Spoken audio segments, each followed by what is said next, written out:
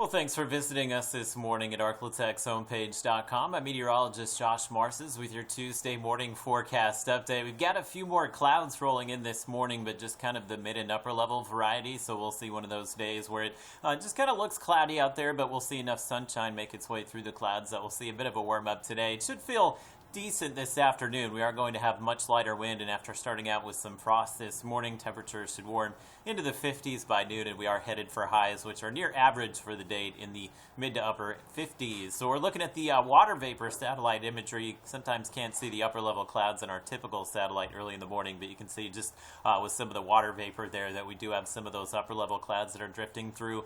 Don't expect that we'll see any rain today, so it will be dry for us, but very cold this morning as most of us have settled into near freezing already early this morning, so may have a little frost or maybe some ice to scrape off the windshield because we do have a little more moisture with those clouds moving in. And the nice thing about today, we'll finally say goodbye to those winds which have been with us for the past 3 days or so. Winds will stay very light out of the northeast and then kind of switching around to the east and southeast about 5 to 10 miles per hour, so you won't notice as much wind today, which should make these temperatures feel probably a little better than yesterday, as we'll wind up close to yesterday's highs at 58 in Shreveport, mid-50s for folks in Texarkana. And we do start a warming trend tomorrow, so we do have some very nice weather lined up for you on Wednesday. For your Tuesday, though, you can see the clouds out there through the morning and early afternoon, and then the clouds just kind of go away this afternoon and this evening, and that will set us up for what will be another pretty cold night. We may actually see some freezing temperatures again across the I-30 corridor, so if you've covered up the plants here the last few nights, may want to do that again as we're forecasting lows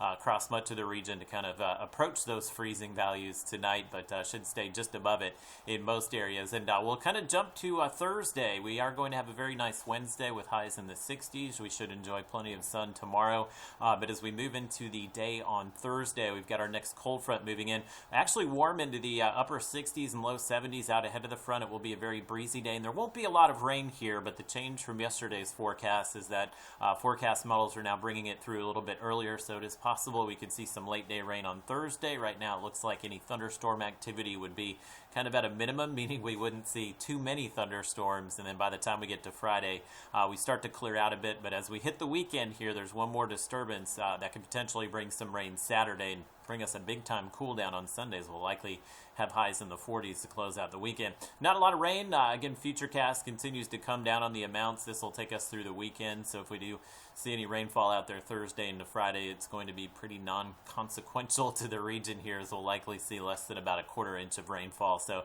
again, no heavy rain or severe weather threat, but again, a little bit of rain in the forecast late Thursday. That front will cool us back into the 50s Friday, Saturday, and we still expect that stronger front this weekend to cool us back into the 40s on Sunday.